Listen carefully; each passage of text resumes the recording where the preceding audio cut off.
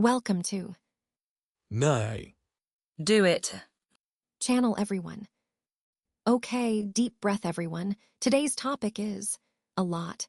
We're talking about self-reference, paradoxes, and a new way to frame them called incongruent normal form. JJ, you're our guide into the deep end. Where do we even start?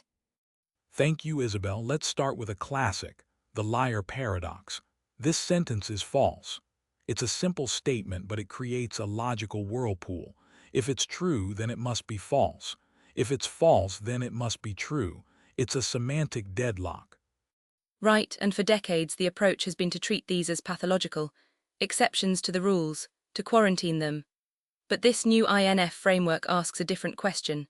Instead of asking what the sentence means, it asks asterisk how the meaning fails. Okay, so it's not about fixing the broken sentence.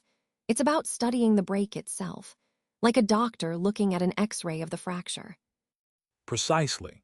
The key move is to transform one self-referential sentence, like the liar, into a finite family of simpler, non-self-referential sentences. Think of it as taking a tangled knot and carefully separating it into several straight pieces of string. But here's the catch. Each of those individual pieces, those simpler sentences, is perfectly sensible and could be true on its own. The problem is they cannot asterisk all be true together. They are locally satisfiable, but globally incompatible. That's the incongruence. Whoa, so the paradox isn't in any one piece. It's in the asterisk relationship between the pieces. The contradiction is distributed. That's actually a really beautiful way to look at it. It is, and it comes with formal theorems. They show exactly when this local compatibility leads to a global inconsistency. It isolates the source of the paradox, not in the meaning of the words, but in the structure of the commitments they force upon the world. This leads to the next big idea, informativeness.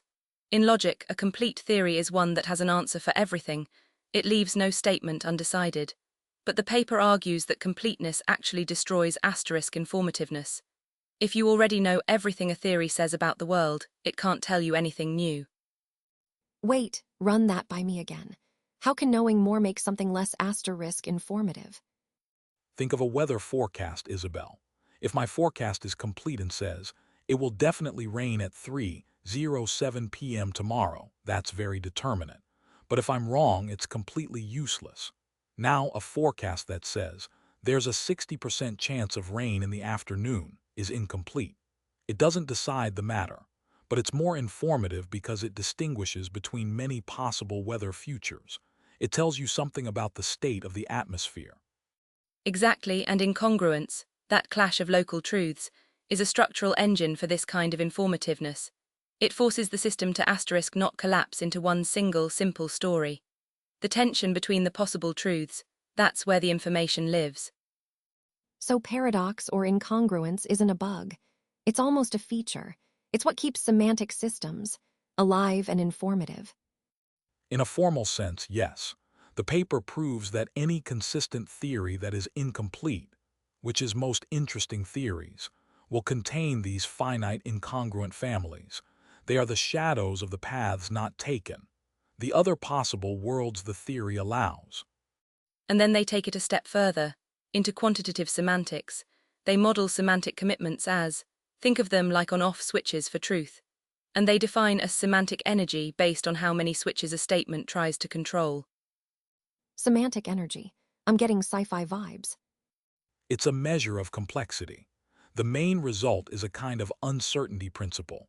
To force a rich, informative, incongruent system to collapse into one simple, determinate truth would require an unbounded amount of this semantic energy, an infinite cost.